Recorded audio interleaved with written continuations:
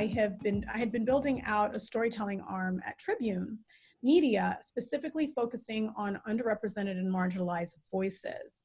And voices was key for us because a lot of the times the media likes to tell stories of other people rather than allowing the people themselves to tell their stories, right? A lot of the times when you take it upon yourself to tell the stories of others, you're imposing your own judgments and preconceived notions about other people. So there's a lot of danger in that, because if you don't really understand a person's experience, how can you speak to their experience? And that really does, that approach, I think marketers should really think about that. And so when Tyler reached out to me to talk about how can we create content that is more diverse and inclusive, I really love the space that he's in, outdoor sports, cycling industry. So I thought, oh, I'm going to go with this. Why don't we do a presentation where we can actually walk the audience, walk all of you through how to create diverse and inclusive storytelling practices within an area that's not so diverse. So here we go. So creating inclusive content for multicultural and diverse audiences. So as I said, I was thinking about the cycling industry. Tyler gave me a lot to think about because, I kind of ride a bike sometimes, but I don't really. So the first thing I did was Google cyclists. Have you guys ever Googled cyclists? All you will see are pretty much these images, usually white males, no females. We usually never see people with disabilities. That's the image that we're basically presented with most of the time. Representation does matter. So I thought about the power of storytelling and the power of the single story. Now, how many of you are familiar with Chimamanda Ngozi Adichie? Anybody? No?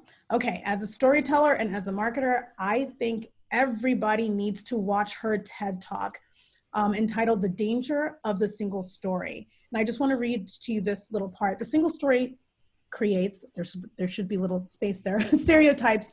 And the problem with stereotypes is not that they are untrue, but they are incomplete. They make the one story become the only story. And so there's not only one story with the cyclists, right? And so therefore it's not inclusive if you only see these images of white men cycling. So when I think about marketing, I think about equality versus equity when approaching inclusive content creation. It's one thing to represent people from all walks of life in our content, right? So like if you look at equality, right? And when you relate it to cycling, you can give everybody a bike, right? The same bike, but not everybody will be able to use the bike like the person to the left. She's disabled. The guy, the bike's too small for him. The one that fits perfectly and the kid is struggling.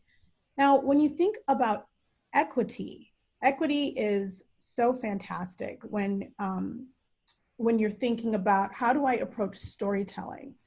Hold on one second. Okay, I read an awesome quote. It says, one size fits all doesn't work to storytelling. So when I think about how to achieve equity in our storytelling, specifically if we're looking at cycling industry, I think about how we can be relatable to diverse audiences. Now, how can our messaging fit various audiences' needs and pique, particular interests? So looking at the screen, you can see that everybody has a bike, but it doesn't necessarily fit to everybody's needs. All right, next slide. We get to the why. Now, why is multicultural marketing so important? It's simple. Money, money, money, money. I think everybody has to think about multicultural market, multicultural spending power now, because if you look at it, this is like last year, according to the latest multicultural economy report from the University of Georgia. The annual report calculates that the consumer buying power for minority markets in the US, which usually comprise of African Americans, Asian Americans, Hispanics, and Native Americans, this has a combined buying power that is estimated to be around $3.9 trillion. That's a lot of money that you're leaving on the table if you don't think about representing these people in your content. So you take that and you add the fact that multicultural audiences avidly watch an online video. That's pretty impressive, right? So take that Let's go to the next slide. Now, the approach is, I always think about when it comes to cycling, who really is cycling, right? According to bikeleague.org equity report, the fastest growth in bicycling is amongst Hispanic, African American, and Asian American populations. All right. We also are seeing that immigrants are twice as likely as US born Americans to travel by bicycle, and those earning less than $35,000 and living in dense residential areas are more than 10 times as likely to travel by bikes. So, great, you've got all this information, you got diverse audiences using bicycles that we don't really see represented probably when you do the Google search. So what next? Do we, get a couple of African Americans, Hispanics, and Asians riding bicycles and do a shoot with them riding bicycles? No, Grumpy Cat does not agree. Don't fall into that trap. Because what happens is when you just slap people into your content, you kind of fall into the danger of filling quotas, right? Which is the inauthentic way of making content, a concerted effort to make content more inclusive. And also tokenism, which is the practice of many marketers tossing one or two different people of any race rather than truly understanding the needs and backgrounds of diverse audiences. So remember South Park, Token? There's a reason why his name is Token. All right, so what can you do? Let's try to figure out how to create content that is relevant to audiences, specifically multicultural audiences. I always think a great approach is looking at created content with messaging that is issues focused. So let's think about some issues. I had to do some research. Now, in many instances, people of color have been largely left out of the transportation decision-making process that have dramatically impacted their neighborhoods.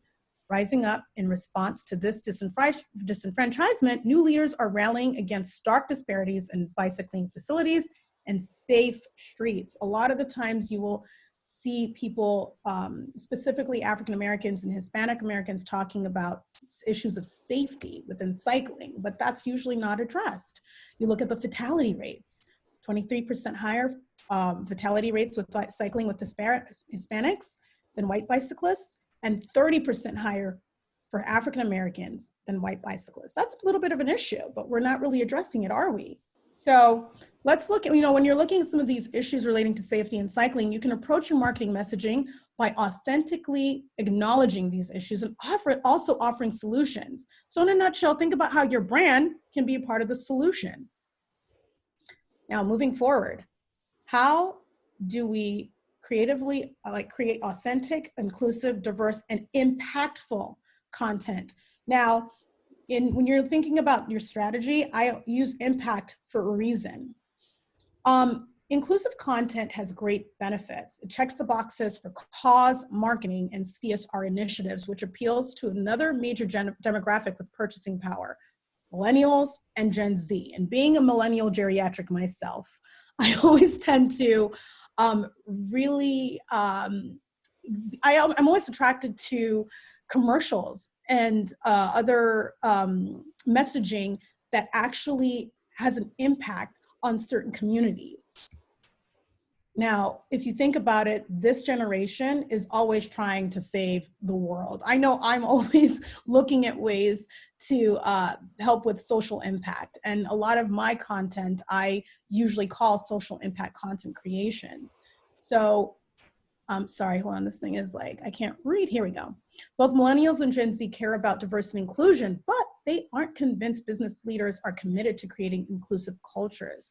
One study found that almost 2/3 of respondents from both generations believe leaders only pay lip service to diversity and inclusion. That again, remember tokenism? And what was the other one again? Forgot the other, it was tokenism and filling the quotas, there you go. Sorry, I've been dealing with the apocalypse in LA and I am just doing my best here to stay with it. So another thing here, 80% of American movie and TV viewers say that they're attracted to movies and documentaries addressing important social issues or causes. And 80% also feel that the entertainment industry should produce more movies and series exploring such issues. Now, even though this is, movies, televisions, and documentaries, if you look at what's happening, a lot of marketers are actually looking at documentary filmmaking as a way to create content, you know, short style documentary filmmaking. And documentaries are a great way to address social issues. So I'm going to show you an example of what we did when this is part of a series that I actually launched called Allies.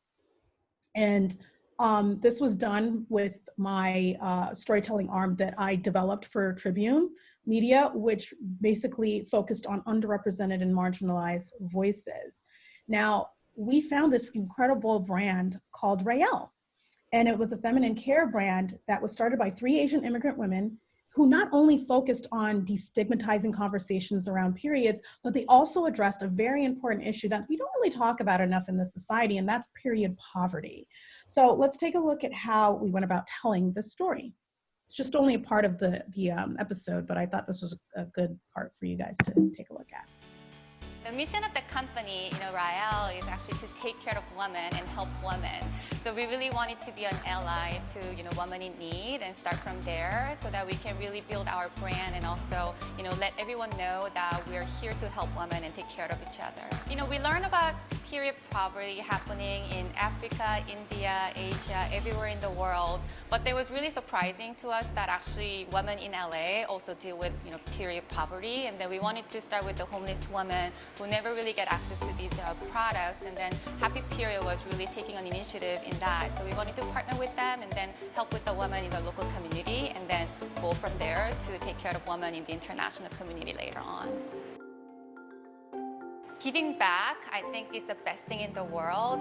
After we did our packing event last time, everyone was quite tired of the long hours. It's just started a company here. But after giving back and after doing something really meaningful for the community, everybody felt like it was like a big mission and the big, meaningful thing that they could do in their lives. So I think everyone has that kind of hurt in their minds. So the more you give back, the more really warm heart that you're gonna get. So it's one of the best things in the world that you can do to the world and to the community. So I would encourage everybody to participate. And then, we're continuously helping other women and then donating a lot. So as you join this kind of packing event, volunteering event, and also, continue helping Raelle to grow, then that would be a way to really help other women and also homeless women in the community.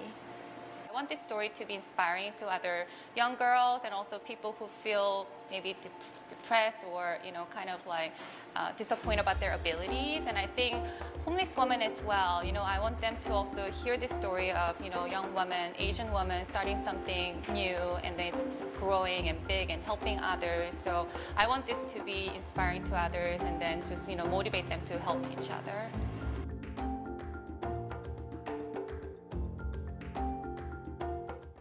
So the fun thing about that is just identifying people within communities and just telling their stories, looking at social issues that really don't get a lot of attention in the media. And so going back to cycling, I was looking at some of the social issues that a lot of these communities expressed a frustration with. And number one was safety. So as a brand, if you were in this outdoor space cycling industry, as a brand, how could you address building safer bike infrastructure within communities? And how could you also change the narrative? Because a lot of people expressed feelings of embarrassment, the fact that they owned a bike, because there's that stigma of bike ownership equaling, someone being poor. And then another great thing that I think a lot of cyclists have to really push when it comes to the narrative, it's the health benefits, right? Now we're facing even more of a health crisis. So just doing activities like cycling can really help with your health, especially if you don't have access to health care. A lot of African Americans and Hispanics, they deal with high blood pressure, a lot of heart problems. And as cyclists, how can you identify a person within a community who's really excited about cycling because it can help change their health? Grab that person, get their story. So it's a lot of the times I find community voices being really helpful when it comes to telling a narrative or marketing a certain kind of brand. Another way to strategize when thinking about telling stories that are more inclusive, um, going into the community. You know, now we can't really create fun experiential marketing events. We're going to have to wait a little bit. But, you know, when it's safer to get out there, go into these different communities that you've never even thought about exploring, the Chinatowns, going to some places in inner cities, going to various, like other communities that you've never even thought. A great way to figure them out, I use Facebook groups. I explore Facebook groups to find different, like you'd find the most interesting subgroups. You put cyclists and you'll find like cyclists who love kazoos or things like that. Because as you see, Facebook is really pushing their Facebook groups because they're really trying to help people find the meaning of community. Collaborate with organizations to provide more access to bikes and making streets safer for cyclists. You can also, like, again, check out the affinity cycling groups. And another thing that you can find from these groups, user-generated content. You know, if you go to various groups, because you'll find some African American affinity groups, you'll find some Asian American affinity groups, and Hispanic American affinity groups, even peoples with disabilities. I don't like to say disabilities. I actually like to say persons with great determination. They use that in the Middle East, and I really love that. But you can find some really unique stories and people to reach out to tell to help tell stories of people, but that's representing your brand, right? It's like the heart behind your brand. A lot of the times people don't even care about what you're selling. They care about your heart. And that's why I always push social impact narratives, because that always is it's inclusive. That's how you are inclusive of everybody's experience. But you have to do the work. You got to get out there. You got to explore what people are talking about. You got to explore the issues that people are really frustrated with. That's usually how I go about finding my stories. Again, user-generated content. It gives the marketer the power to be authentic while still promoting the best image of the brand or product to the consumer. UGC is the future of marketing by giving the consumers an authentic, meaningful approach to advertising. Again, authenticity is key, because you know a lot of these people, especially people who use social media, they call you out on your BS. So it's always nice to give people the opportunity to share their own experiences. So key takeaways. When using storytelling as a marketing tool and you're telling stories of diverse audiences, take yourself out of the story entirely. I'll give you a quick example. I had to do a story about a transgender employee that Tribune wanted to tell the story of, but they were so scared of telling Becca's story. And so, of course, they said, hey, you're heading up this new, storytelling arm, you do it. And what I had to do was I literally had to take myself out of what my preconceived notions of what a trans person's experience was. And I literally had to gain Becca's trust, right? To talk to her, to even see if she was interested in telling her story. And the first thing I did was I said, listen, what aren't we covering in the media? What are some stereotypes that you would like to debunk, or some of the myths that you would like to debunk? And what story do you want to tell?